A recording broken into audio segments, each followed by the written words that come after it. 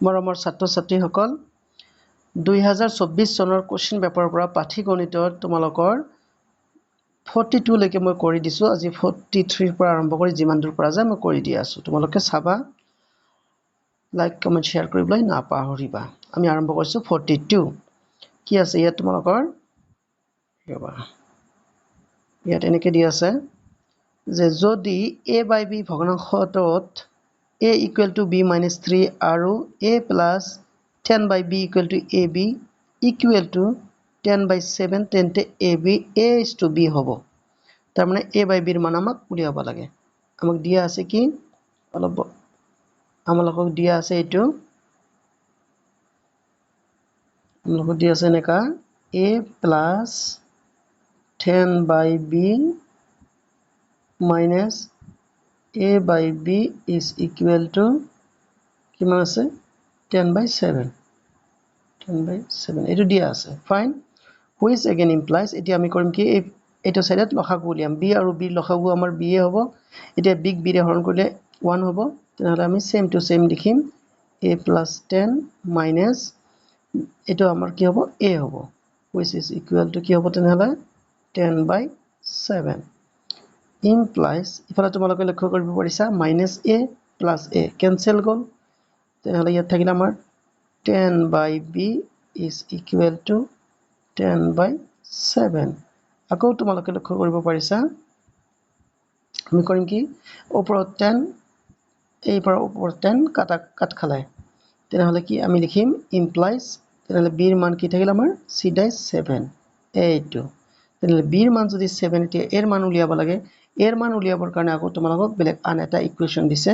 কোনটো এইটো দিছে ফাইন কি আছে a equal to b minus 3 তেনেহলে a equal to b b মানে 7 minus 3 মানে minus 3 ফাইন 7 ৰ পৰা 3 বাদ গলে 4 হ'ব তেনেহলে এৰ মান আমি পালো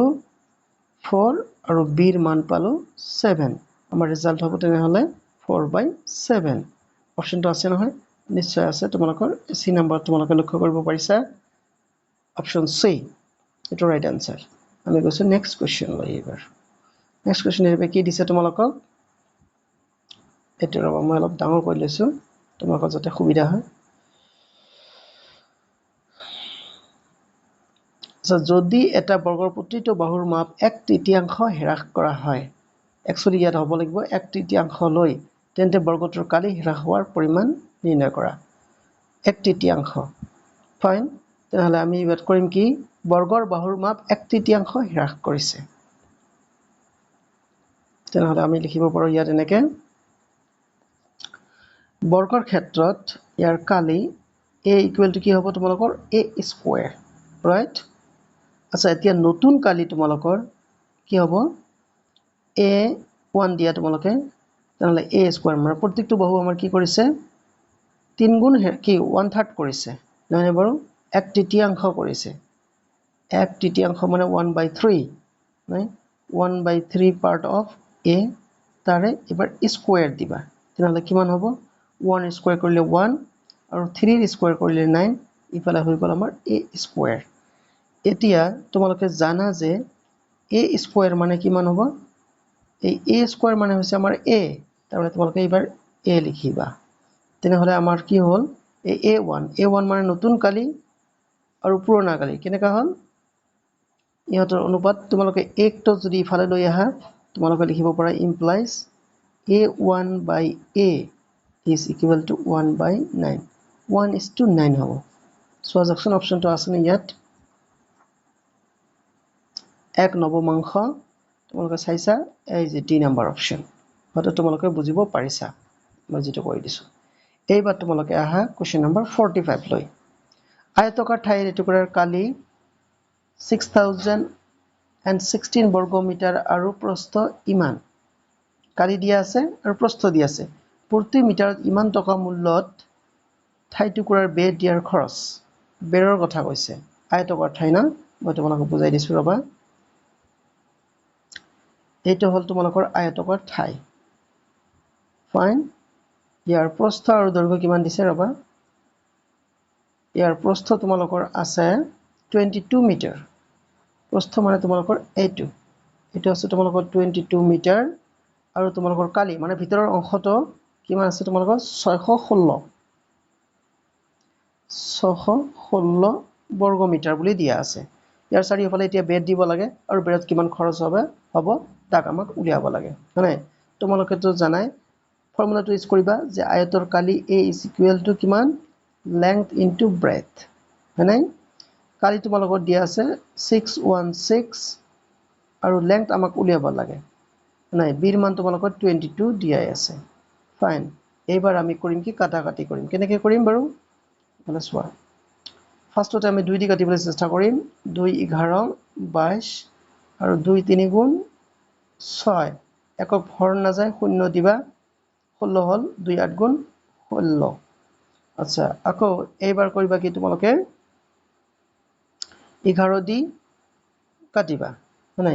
11 1 গুণ 11 ইয়াত 11 2 গুণ 22 বাকি থাকিল 2 মানে বাকি থাকিল 8 88 তেনেহলে 11 8 গুণ 88 তাৰ মানে তোমালোকে কি পালা বুজাই দিছো ৰবা ইফালে থাকিল আমাৰ 28 আৰু ইফালে থাকিল আমাৰ L কাৰণ আমাৰ দৈৰ্ঘ্য হ'ব 28 মিটাৰ আচ্ছা দৈৰ্ঘ্য পালা প্ৰস্থ পালা তেনেহলে এতিয়া আমাৰ পেৰিমিটাৰ পৰিসীমা উলিয়াব লাগিব পৰিসীমাৰ formula P is equal to 2 into L plus B ফাইন 2 to 2 এ L ৰ মান হল তোমালোকৰ 28 আৰু B ৰ মান আছিল তোমালোকৰ 22 এটা মিটাৰ হ'ব কিন্তু দেই ফাইন এতিয়া সমান সমান তোমালোকে লিখি আছা কিমান এটা যদি তোমালোকে ক্যালকুলেট কৰা 2 into এটা হ'ব 50 28 আৰু 22 যদি যোগ কৰা আচ্ছা 2 5 গুণ 10 তাৰমানে 100 হৈ গ'ল 100 মিটাৰ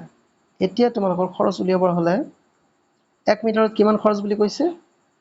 1 মিটাৰত 750 টকা তোমালোকে চাইছা নহয় এই যে 750 টকা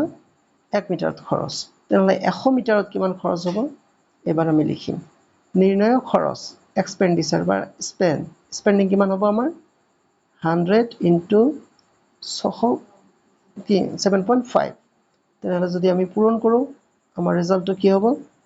ইয়াত তোমালোকে নতুনকৈ পূৰণ কৰাৰ দৰকাৰ নাই তোমালোকে সিধাই 75 দিলা মানে 1 ঘৰ আগত দশমিক আছে আচ্ছা ৰবা ইয়াত দুটা শূন্য আছে না দুটা শূন্য তোমালোকে লগাই দিয়া 1 ঘৰ আগত দশমিক আছিল 1 ঘৰ আগত দশমিক দিয়া তাৰমানে 750 টকা তোমালোকৰ আনসাৰ সহজ অপচন অপচনটো আছে নে 750 টকা এই যে ডি নাম্বাৰ অপচন তোমালোকে চাব পাৰিছা এটা ৰাইট অপচন আচ্ছা ফাইন এতিয়া তোমালোকে নেক্সট কোৱেশ্চন লৈ যাম এতিয়া আমি নেক্সট কোৱেশ্চন লৈ যাম 14 কোৱেশ্চন নম্বৰ 46 এটা যন্ত্ৰই 1 মিনিটত ইমানটা পৃষ্ঠা ছপা কৰিব পাৰে ইমানটা পৃষ্ঠা ছপা কৰিবলৈ যন্ত্ৰটো কিমান সময় লাগিব একদম সিধা কথা সিম্পল ইয়াত মানে হৰণ কৰিব লাগিব তাৰ মানে কি 12টা পৃষ্ঠা ছপা কৰোতে সময় লাগে 1 মিনিট তেনেহলে 5760টা পৃষ্ঠা ছপা কৰোতে কিমান মিনিট লাগিব আমি উলিয়াম কি কৰিম তেন্তে আমি হৰণ কৰিম কেনেকৈ হৰণ কৰিম ফালে চাবা 5760 আছে নহয় ইয়াক আমি হৰণ কৰিব লাগিব কিহেদি 12 দি 12 মানে 12 দি হৰণ কৰিব লাগিব এটোক আমি আৰু সহজ কৰি লব পাৰো কেনেকৈ অথাক নালাগে সিধাই আমি হৰণ কৰি যাম কেনেকৈ হৰণ কৰিম ফালে লক্ষ্য কৰা 12 দি ইয়াত আছে তোমালোকৰ 57 5 12 60 মানে 5 বাৰ 4 বাৰ যাব তেন্তে 4 4 12 জাৰ 48 এতিয়া তোমালোকে সাবট্ৰাক্ট কৰিলে বিয়োগ কৰিলে মানে 17 ৰ পৰা 8 গলে কিমান হ'ব তোমালোকৰ 9 ফাইন ইয়াত থাকিল 6 96 তেনেহলে কিমান 12 গুণ 96 হয় 8 12 গুণ হয় না সেইকাৰণে 8 টাইম দিবা 8 12 96 এটা শূন্য আছে না ইয়াত বাকি তোমালোকে শূন্যটো ইয়াত লগাই দিয়া তেনেহলে 480 মিনিট ফাইন আমাৰ আনসাৰ হল 480 মিনিট মিনিটক এতিয়া তোমালোকে কৰিবা কি 60 দি হৰণ কৰা এবাৰ হ'ব ঘন্টা নাই এই শূন্য তোমালোকে কাটিলা তেনেহলে এইটো তোমালোকে কাটাকাটি কৰা 6 1 গুণ 6 6 8 গুণ 48 তেনেহলে কিমান হ'ব 8 ঘন্টা এতিয়া অপচন আছে নে নাই বাৰু 8 ঘন্টা আছে তোমালোকৰ এই বি নাম্বাৰ অপচন আশা কৰিছো তোমালোকে ভিডিওটো ভাল পাবা লাইক কমেন্ট শেয়াৰ কৰিবলৈ নাপাহৰিবা পাৰিলে মোৰ চেনেলটো ছাবস্ক্ৰাইব কৰিবা চোৱাৰ কাৰণে ধন্যবাদ